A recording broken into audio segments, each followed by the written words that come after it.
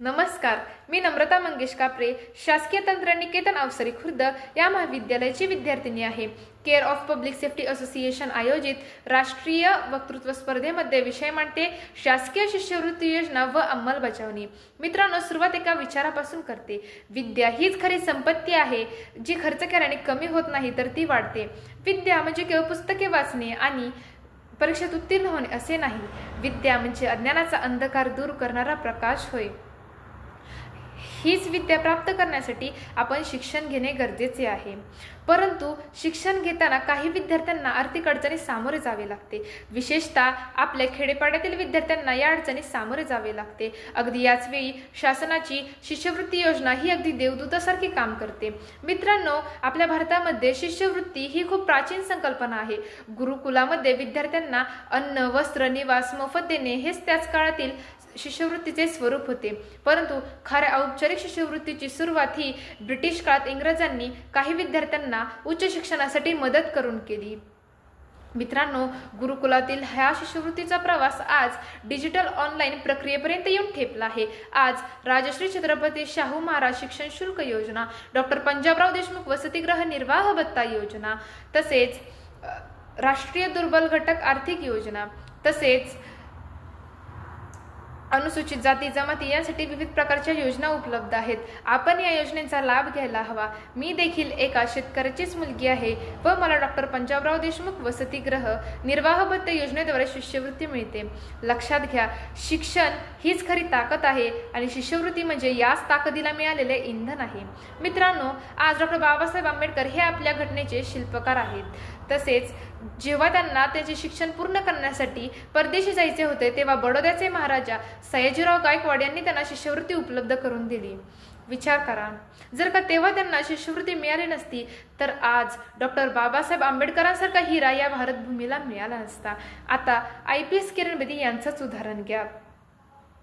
त्यांना त्यांच्या महाविद्यालयीन काळात NCC स्कॉलरशिप आणि राष्ट्रीय शिष्यवृत्ती मिळाली होती। या शिष्यवृत्तीमुळे एका तरुणीला शिक्षण पूर्ण करण्याची संधीच मिळाली नाही तर पहिली महिला पोलीस अधिकारी होण्याची ताकद देखील मिळाली। अशी कित्येक विद्यार्थी आपल्या समोर आहेत। लक्षात घ्या, शिक्षणाने व्यक्ती घडत असतो, पण शिष्यवृत्तीने शिक्षण घडत असते, शिष्यवृत्तीने शिक्षण घडत असते। मित्रांनो, आज आपल्या आजूबाजूस असे कित्येक स्वप्न जन्म घेत आहेत जे फक्त शिक्षण क्षेत्राशी संबंधित नसून अनेक क्षेत्रांशी संबंधित आहेत, जसे की क्रीडा क्षेत्र।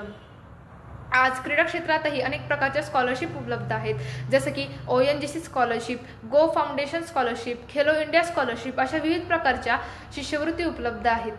मित्रांनो, 2025 म्हणजेच याच वर्षीचं उदाहरण घ्या।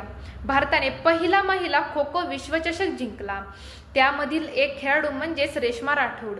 रेश्मा राठोड ही महाराष्ट्रातील ठाणे जिल्ह्यातील बदलापूरची खेळाडू आहे, जिला खेलो इंडियातर्फे 5 वर्षे स्कॉलरशिप मिळाली व आज तिला बेस्ट डिफेंडर म्हणून गौरविण्यात देखील आहे। अशी कित्येक उदाहरणं आपल्या डोळ्यासमोर आहेत। परंतु या शिष्यवृत्तीची अंमलबजावणी करताना अनेक अडचणींना सामोरे जावे लागते। उदाहरणार्थ, गावाखेड्यातील विद्यार्थ्यांना व पालकांना शिष्यवृत्ती योजनेविषयी माहिती नसते किंवा संगणक ज्ञान नसल्याने ते अर्ज भरू शकत नाहीत।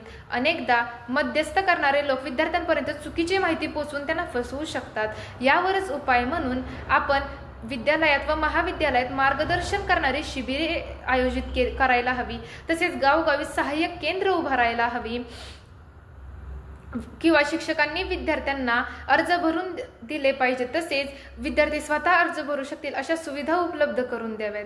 मित्रांनो, अडचणी आहेत परंतु उपाय देखील आहेत।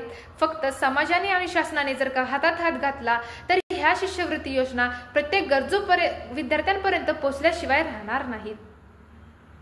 मित्रांनो, आजच्या आधुनिक काळात शिष्यवृत्ती अर्ज प्रक्रिया पूर्णपणे ऑनलाईन असल्यामुळे पारदर्शकता वाढली आहे। शिष्यवृत्तीची रक्कम थेट विद्यार्थ्यांच्या बँक खात्यात जमा होऊ लागली आहे व त्यामुळेच लाचलुचपत व मध्यस्थ टाळले गेले आहेत। यामुळे गावाकडील विद्यार्थ्यांच्या स्वप्नांना उंच भरारी भेटली आहे। मित्रांनो, आपल्या समाजात अशी कित्येक स्वप्न आहेत जी नव्याने जन्म घेतात, जे परिस्थितीसमोर हरतात तर काही परिस्थितीवर मात करून नवा इतिहास घडवतात। असंच एक स्वप्न पाहिलं होतं पिंपरी चिंचवडमधील श्रावणी हिने। श्रावणी ही कासारवाडीतील महापालिकेच्या शाळेत शिकणारी विद्यार्थिनी होती। घरातील परिस्थिती जेमतेम, परंतु अभ्यास व जिद्दीच्या जोरावर तिची जर्मनीमधील रॉबर्ट वॉच ऑफ युनायटेड कॉलेज या संस्थेमध्ये तिची निवड झाली. एवढेच नाही तर तब्बल 1 कोटीची स्कॉलरशिप देखील तिला मिळाली. मित्रांनो, तो दिवस फक्त श्रावणीचा नव्हता, तो दिवस होता तिच्या आई वडिलांच्या अश्रूंना यशाचं रूप देणारा. तो दिवस होता शिक्षकांच्या मेहनतीला मुकुट घालणारा.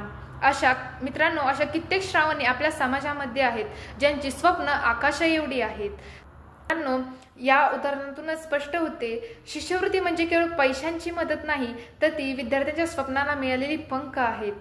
शेवटी एकच, जशी दिवा पेटवण्यासाठी तेलाची गरज असते, तसा शिक्षणरूपी दिवा पेटवण्यासाठी शिष्यवृत्तीची मदत लागते.